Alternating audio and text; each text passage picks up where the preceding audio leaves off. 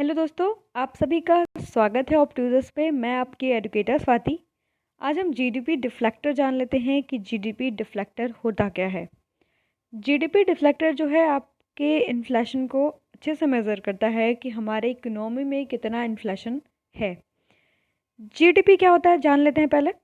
GDP is the market value of final goods and services produced with in an economy. यानी हमारी economy में जितना भी final goods and services produce हुआ है किसी पर्टिकुलर पीरियड ऑफ टाइम में, उसकी जो मार्केट वैल्यू होती है उसको हम लोग क्या बोलते हैं, जीडीपी बोलते हैं। यानी market value of final goods and services produced with in an economy को हम लोग क्या बोलते हैं, जीडीपी बोलते हैं। तो हम जान लेते हैं कि जीडीपी डिफ्लेक्टर होता क्या है। GDP deflector thus is the measure of change in price of all final goods and services produced in the current year in an economy। यानी जो GDP डिफ्लेक्टर होता है वो क्या मेज़र करता है, चेंज इन प्राइस को मेज़र करता है कि कितना प्राइस में चेंज आया है किसी भी इकोनॉमी में, किसी भी कमोडिटी के, मतलब कितना प्राइस चेंज आया है फाइनल गुड्स एंड सर्विसेज में produced in a current year in an economy.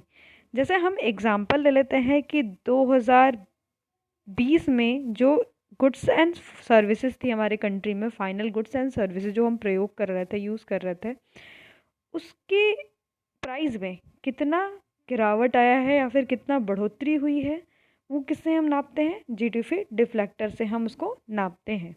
यानी 2020 यानी एक करंट ईयर ये है इकोनॉमी का, इसमें जो गुड्स एंड सर्विसेज थी उसके प्राइस में कितना चेंज आया है, कितना गिरावट आया है या फिर कितना ज़्यादा वो बढ़ा है, वो उसको हम लोग किससे नापते हैं, जीडीपी डिफ्लेक्टर से हम उसे नापते हैं। It is a statically derive from the national accounts data released by CSO। यानी CSO जो है उसको ये क्वार्टरली बेसिस पे अपना एक डाटा देता है, उसमें ये बताया जाता है कि जीडीपी डिफ्लेक्टर कितना है हमारे इकोनॉमी में। Unlike WPI and CPI, it is not based on a fixed basket of items। यानी जिस तरीके से हमने देखा था कि जो WPI था आपका यानी होलसेल प्राइस इंडेक्स और CPI था यानी कंज्यूमर प्राइस इंडेक्स था, वो किस पे बेस्ड था, एक पर्टिकुलर फिक्स्ड कमोडिटी पे बेस्ड था, कितनी कमोडिटीज़ होंगी उसमें हमारे कंट्री में कितना उसका प्राइस है कितना नहीं है, ये चीज़ हम देख रहे थे। पर जो जीडीपी डिफ्लेक्टर होगा उसमें ऐसी कोई चीज़ नहीं होगी, जो कि encompasses the entire spectrum of economic activity including services. यानी इसमें जो है सारे सर्विसेज, गुड्स एंड सर्विसेज को बताया जाता था। पर जीडीपी डिफ्लेक्टर का फॉर्मूला हम देख लेते हैं कि जीडीपी डिफ्लेक्टर का फॉर्मूला क्या है।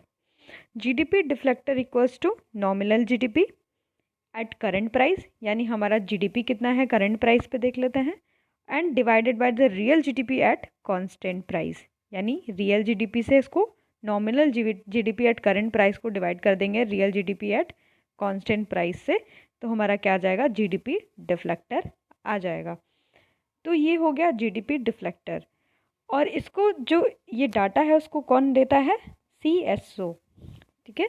और जीडीपी डिफ्लेक्टर का फॉर्मूला है nominal GDP at current price divided by the real GDP at constant price. यानी रियल जीडीपी किस प्राइस पे होगा, कांस्टेंट प्राइस पे होगा, और आपका nominal GDP at current price होगा।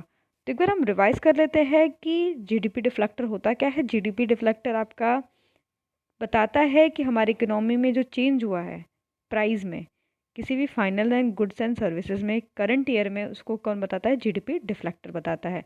यानी किसी गुड्स एंड सर्विसेज में कितना चेंज आया उसके प्राइस में करंट ईयर में, उसको कौन बताता है, जीडीपी डिफ्लेक्टर बताता है। तो headline inflation as a measured by the consumer price index remained under the control of third successive financial year. यानी हमारे यहाँ पर भी बहुत आपका एक ये रहा है, कॉन्सेप्ट रहा है कि हमारा जो इन्फ्लेशन को मेज़र करने के लिए ज़्यादा CPI पे, WPI पे फोकस किया जाता है, पर GDP deflector is also plays a important role, है ना। GDP deflector claimed as a better measure of price behaviour, यानी ये प्राइस बिहेवियर का एक बेटर मेजर बताता है जैसे एक साल में करंट ईयर में कितना प्राइस में बदलाव आया है वो कौन बताता है? जीडीपी डिफ्लेक्टर बताता है। It covers all goods and services produced in the country.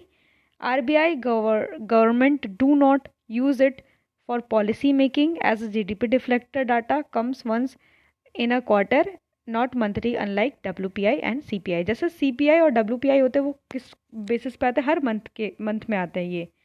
पर आपका जो जीडीपी डिफ्लेक्टर आता है वो कब आता है? क्वार्टर आता है, क्वार्टरली बेसिस पे आता है। और हमारी जो गवर्नमेंट और आरबीआई है उसको इसको उतना ध्यान नहीं देती है जीडीपी डिफ्लेक्टर को, जितना वो डब्ल्यूपीआई और सीपीआई पे फोकस करती है।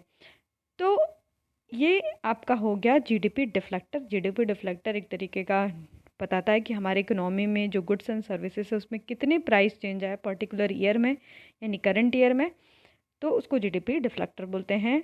नॉमिनल जीडीपी को जब हम किससे डिवाइड कर देते हैं? Real GDP at constant price से डिवाइड कर देते हैं तो हमारा जीडीपी डिफ्लेक्टर आ जाता है। तो अगर आपको ये वीडियो अच्छा लगा हो तो please like share and subscribe ना करना भूलिएगा। Thanks for watching.